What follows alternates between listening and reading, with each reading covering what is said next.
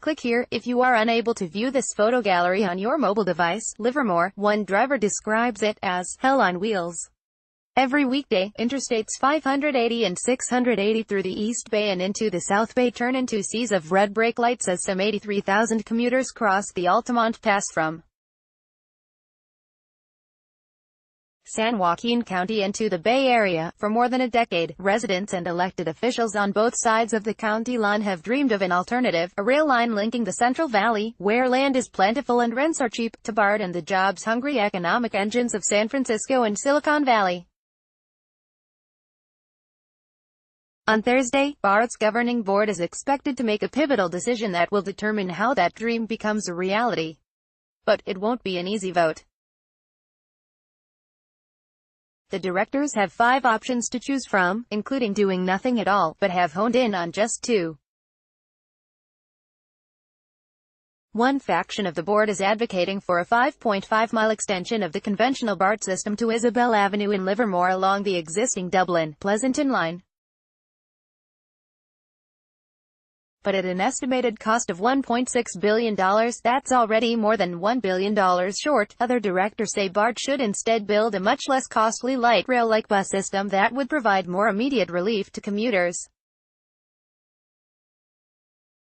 But even if BART does build a full extension to Isabel Avenue, early projections show it would do little to stem the tide of cars streaming in from the Central Valley, because opponents say it stops a tantalizing 4 miles short of the Altamont Corridor Express, a commuter train that runs from Stockton to San Jose with a station in downtown Livermore. It doesn't complete the goal, said Alameda County Supervisor Scott Haggerty. He's advocated for the full BART extension, but said other options should be considered to give residents the most benefit for their investment. There could be a third way, he said, and it doesn't include BART. Assembly members Catherine Baker, R. San Ramon, and Susan McMahon, D. Stockton, authored legislation last year, creating the Tri-Valley San Joaquin Valley Regional Rail Authority with the goal of creating a connection between ACE and BART. Whatever BART decides will influence the new rail authority's path forward, but if BART's board does nothing, the authority will become the recipient of $140 million that's already dedicated to the extension. A preliminary project concept for the proposed commuter train from Tracy to Livermore, with the initial segment likely stopping at Mountain House. Ultimately, proponents would like to extend the train from Mountain House to Stockton, as well. The authority could use that money for a new, 20-mile commuter train that would carry passengers from Tracy to either a future BART station in Livermore or the existing Dublin-Pleasanton station. That project is expected to cost roughly $1.4 billion.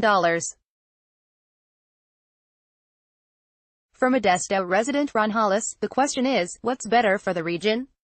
Hollis lived in Livermore until 3 years ago, when, like many Bay Area residents, he and his family were priced out, he said.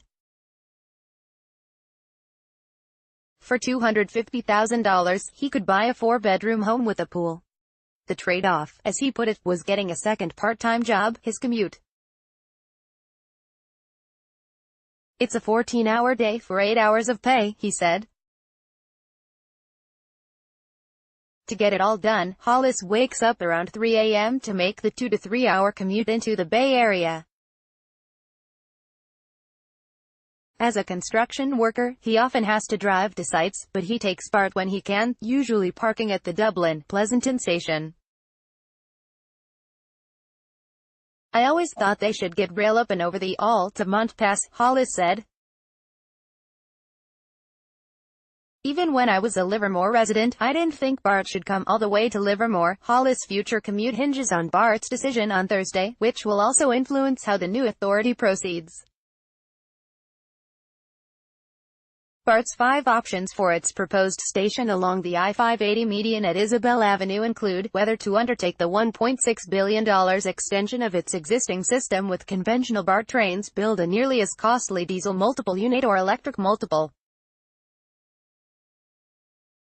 unit system, similar to the new Antioch extension opening later this week. Construct a bus rapid transit system, which is sort of like a light rail train on wheels. Fund a traditional express bus, or do nothing.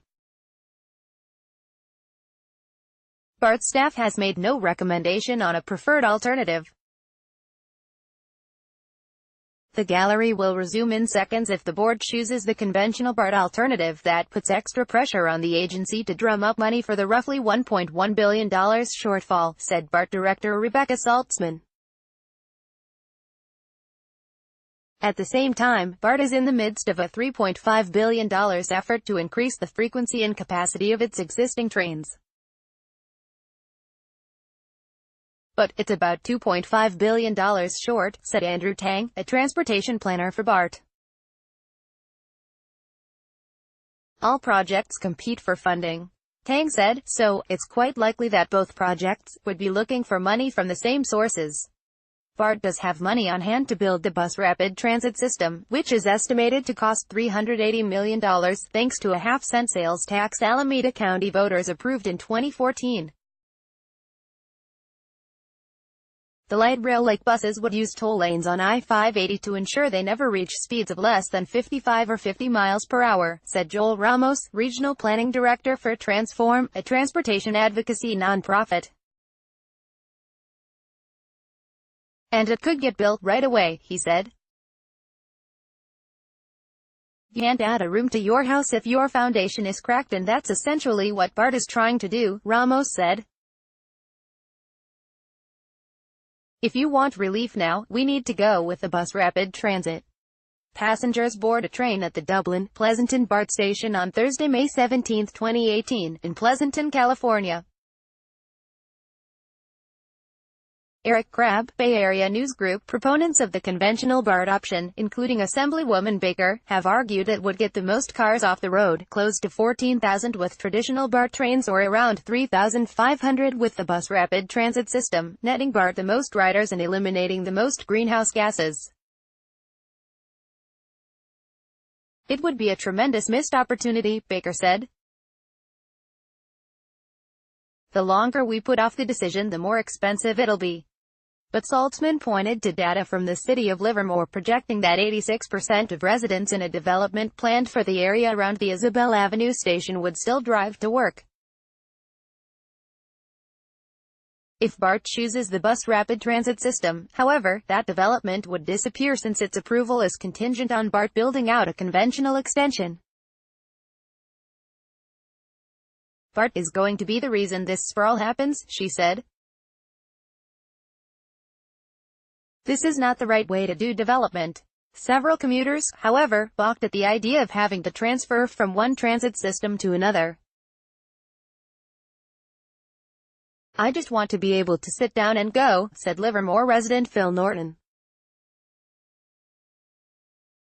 Others, who have been eagerly awaiting a BART station since it was drawn on the district's earliest map, see the conventional service as the only option. We've been paying for this damn thing for over 50 years, said Livermore resident Roy Pollock. It should have been done 30 years ago. BART's board will meet Thursday, May 24, at 4 p.m. in the BART boardroom, located at 2040 Webster Street, in Oakland. Please note the board will first meet in closed session and reconvene in open session at 5 p.m., or immediately following the closed session, whichever is first.